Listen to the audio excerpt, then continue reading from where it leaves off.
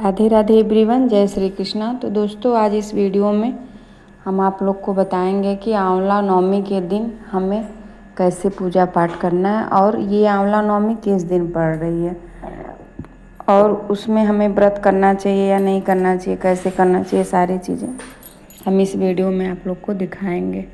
यदि वीडियो पसंद आती है तो लाइक सब्सक्राइब ज़रूर करिए प्लीज़। तो सबसे पहले दोस्तों, हमको आंवला नवमी कब पड़ रही है, तो ये 31 तारीख को पड़ रही है आंवला नवमी। और इस दिन आंवले की पूजा होती है, आंवला चढ़ाया भी जाता है, आंवले से बहुत लोग फेरी भी देते हैं। और इस दिन जैसे बोला जाता है कि इसमें नारायण का वास होता है, तो जो भी चीज़ हमें विष्णु भगवान को चढ़ाते हैं वो सारी चीज़ हमें इस आंवले वृक्ष में चढ़ानी चाहिए। तो सबसे पहले हमें जैसे सुबह हम पूजा पाठ करते हैं, अपना सूर्य नारायण को जल देते हैं, अपने घर में पूजा करते हैं। यदि मंदिर पास में हो तो भोलेनाथ की भी पूजा करिए। और आंवले के वृक्ष में दोस्तों, क्योंकि भोलेनाथ और श्री हरि नारायण दोनों का वास बताया जाता है, तो इसलिए हमें कार्तिक महीने में हमें भोलेनाथ की भी पूजा विधि से करना चाहिए। यदि घर में लड्डू गोपाल हैं तो उनको भी आंवले के पास लेके आके रख के भी पूजा कर सकते हैं, क्योंकि उनका ही स्वरूप है। तो सबसे पहले हमें जैसे गंगा जल छिड़क के इसके बाद उसको गोबर से या फिर गेरू से लीप लेना है, स्वास्तिक बना लेना है या फिर चौक पूल लेना है।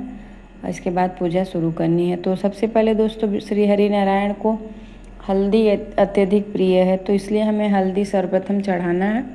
पहले जल देना है, फिर हल्दी चढ़ा देना है। और इसके बाद फिर यदि घर में दूध हो कच्चा तो उसको चढ़ाइए। सुबह में भी आप ये पूजा कर सकते हैं और शाम को भी कर सकते हैं। तो सबसे पहले मैं जल चढ़ाई हूँ, फिर इसके बाद दूध यदि है तो दूध से सींचा जाता है। फिर इसके बाद दूध चढ़ाने के बाद हमें फिर जल चढ़ाना चाहिए। इसके बाद हमें वही प्रक्रिया जैसे हम सब स्नान के बाद हमें फिर वस्त्र चढ़ाना रहता है और अक्षत रख के तब हम दीप रखेंगे। इसके बाद दोस्तों, हमें सबसे पहले वस्त्र धारण करा देना है। तो घर में यदि कोई भी गमछा या कोई भी पीला कपड़ा हो तो आंवले के वृक्ष में उसको लपेट दें या जैसे पहनाया जाता है वैसे पहना दें। और इसके बाद हमें हल्दी कुमकुम जो भी है पीला चंदन भगवान को अर्पित करना है। और माता लक्ष्मी का भी रूप बताया जाता है, तो सिंदूर भी नीचे के साइड में लगा सकते हैं। और एकादशी के दिन आंवला बहुत ही ज़्यादा शुभ माना जाता है और आंवले के वृक्ष से हमें उस आंवले से परिक्रमा भी करनी चाहिए। तो यदि घर में हो तो 108 या 108 नहीं मिल पा रहा तो 8 ही आंवला चढ़ाएं, लेकिन आंवले के वृक्ष में हमें उस दिन आंवला ज़रूर चढ़ाना है अक्षय नवमी के दिन। तो यहाँ पे जो भी फूल माला फूल या जो भी विष्णु भगवान को चढ़ाया जाता है उसको भगवान को समर्पित कर देंगे और जितना अच्छे से हो सके उसको सजा लेंगे पहले एक एक करके। और जो भी आपके घर में फूल पत्ती हो उसको सजा लेंगे। आंवले के वृक्ष के नीचे हमें आंवला नवमी के दिन भोजन ज़रूर बनाना चाहिए। रात्रि में, सुबह में अच्छे से पूजा पाठ कर लें, फेरी दे लें और रात्रि के टाइम में हमें आंवले वृक्ष के नीचे भोजन ज़रूर बनाना चाहिए। यदि गमला है तो भोग बस लगा दें उसमें। यदि वृक्ष है तो उसके नीचे हमें भोजन बना के खाने से बोला जाता है कि अमृत के समान वो भोजन हो जाता है और हमारे रोगों को भी कटित करता है। तो इसलिए हमें उस दिन वहाँ पे यदि घर में बना के ले जा रहे हैं तो उसके नीचे छाँव में खाइए, यदि वहाँ पे बना रहे हैं तो बहुत ही अच्छा। तो यहाँ पे मैंने जो भी मेरे पास भोग प्रसादी है आंवला तो चढ़ाना ही चढ़ाना है, मीठा हो या फिर बतासा हो, तो ये सारी चीज़ें हमें मिश्री हो भगवान को अर्पित करना है।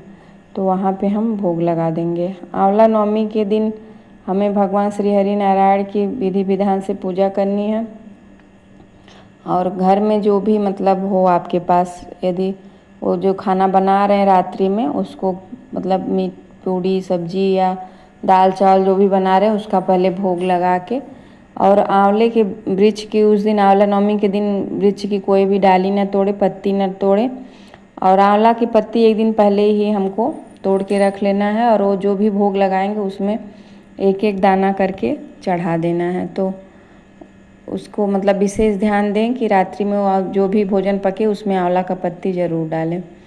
और यहाँ पे मेरा पूजा मतलब भोग वोग लग चुका है, तो यहाँ पे मैंने चावल चढ़ा दिया। और एक चीज़ ध्यान दीजिएगा दोस्तों, यदि घर में बहुत ज़्यादा मतलब लक्ष्मी की कमी है, दरिद्रता है, तो हमें आंवले के वृक्ष की जो मतलब पपड़ी जैसा निकला रहता है उसको मतलब अंगूठे और तीसरा नंबर उंगली से ऐसे करके उसको निकालना है और लाल कपड़ा में करके उस समय लक्ष्मी माता से कहें कि हे माँ मेरे घर की दरिद्रता दूर करिए।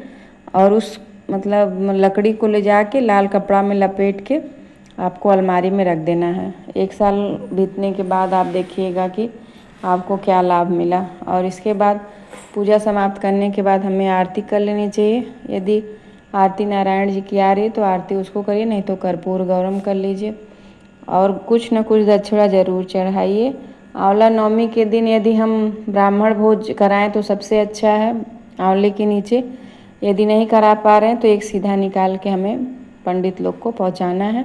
और ये गमछा और ये जो पैसा है वो भी हमें मतलब कोई भी ब्राह्मण को हमको देना है। तो यहाँ पे मेन हो जाता है कि सुबह के टाइम हम फेरी कैसे दें।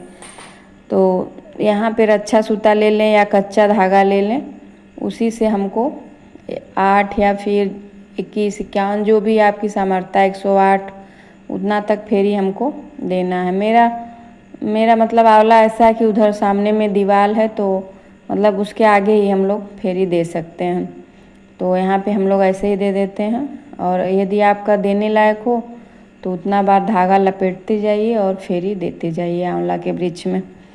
तो 108 फेरी ज़रूर देना है, क्योंकि फेरी बहुत ही महत्वपूर्ण होती है। और हमको सबको जो भी जितना समर्थ जितना चल पाए 8, 21, 51 मतलब 108 ये सारी चीज़ें हमको करनी है।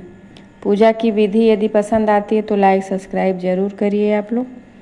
और आंवला नवमी के दिन हमें एक मतलब जितना दान पुण्य हो सके करें, आंवला दान करें। और मतलब आटा चावल जो भी हम लोग दान करते हैं उसको करना है, घी दान करें। और ये जो मैंने लकड़ी दिखाया है